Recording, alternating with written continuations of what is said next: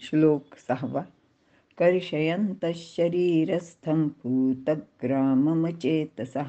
मायैचैवान्तः शरीरस्थं तान् विद्यासुरनिश्चयान्. अर्थ: अविवेकी पुरुष शरीरस्थ पंचमहाभूतांच्या समुदायाला व शरीरांतर्गत जो मी अर्थात आत्मा आहे त्यालाही कष्ट देतात. असे लोक आसुरी प्रवृत्तीचे असेच असतात, असे तू निश्चितपणाने समज, असे भगवंत इथे अर्जुनाला सांगत आहेत. विवरण: शासनात त्रायते इति शास्त्रम अशी शास्त्राची व्याख्या आहे.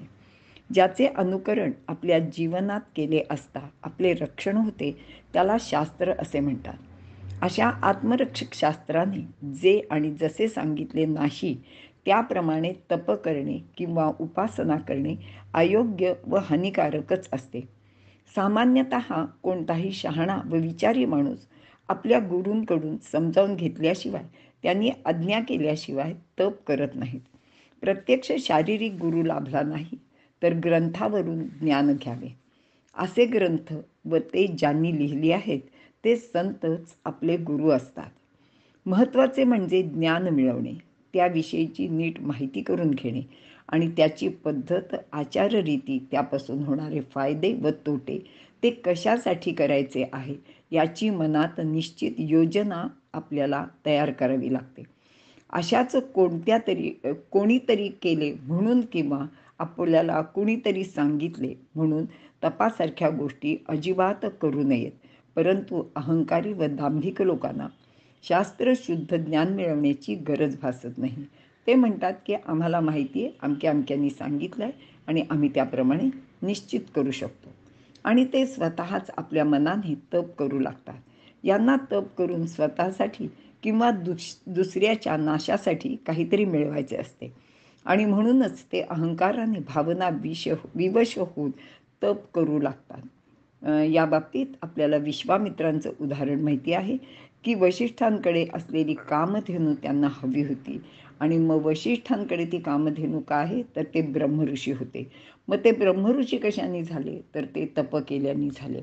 विश्वामित्र हे स्वतः क्षत्रिय होते, एका राज्याचे राजा होते आणि त्यांच्या मनात येता क्षणी त्यांनी मागचा पुढचा विचार न करता सगळं राज्य वगैरे त्याग केला आणि वनात जाऊन तप करायला सुरुवात केली. आणि पुढे काय झालं ते मी ह्याच्या आधी आपल्याला बरेच वेळा सांगितलेलं आहे. तर अशा प्रकारचे अविचाराने केलेले तप त्या माणसाला त्रासदायकच ठरू शकते. यांचे तप कठोर किंवा उग्र असते. यापैकी कित्येक लोक हात वर करून तो शुष्क करतात, एका पायावर उभे राहतात, मंत्र तंत्र करतात. कोणी भर दुपारी स्वतःभोवती अग्नी पेटून उन्हाळ्यामध्ये अगदी सूर्य डोक्यावर आलेला असताना त्यामध्ये बसून जप करतात. तर कोणी बंद गुहेत बसून अनुष्ठान करतात. कोणी कित्येक दिवस अन्ना वाचून राहतात. अशा प्रकारे अनेक प्रकारचे क्लेश ते शरीराला देऊन तप करतात. खरे तर तपाच्या नावाखाली ते शरीराला क्लेशच देत असतात. यांना विशेष सामर्थ्य प्राप्त व्हावे म्हणून ते अशा प्रकारच्या अनेक गोष्टी करतात. परंतु या सर्व गोष्टींमुळे या देहात जी पंचमहाभूते आहेत त्यांना सुद्धा क्लेश होतात, ते कृश होतात. म्हणजेच शरीरातील या सर्वांचे संतुलन बिघडून जाते.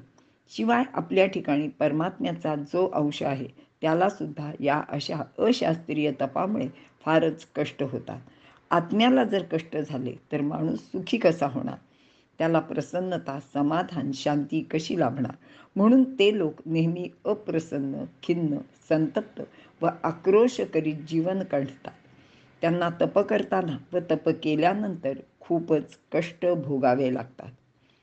आपल्या शरीरात वास करणाऱ्या आत्म्याला सर्व काहीतरी कार्य करायचे असते आणि त्यासाठीच त्याला पंचमहाभूतांचे साह्य हवे असते. शरीरातील पंचमहाभूते स्वस्थ असली तरच ती आपल्याला चांगले सहकार्य देऊ शकतात.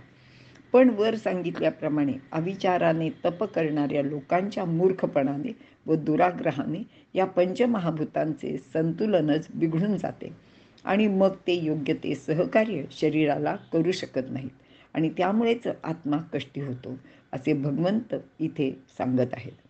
अशा लोकांना निश्चितपणे आसुरी वृत्तीचे म्हणायला हवे, किंवा अशा लोकांचा निश्चय आसुरी म्हणजे विपरीत असतो असे तो समज. आणि म्हणूनच ते असे घोर उग्र तप करतात की जे शास्त्राला सुद्धा धरून नाही.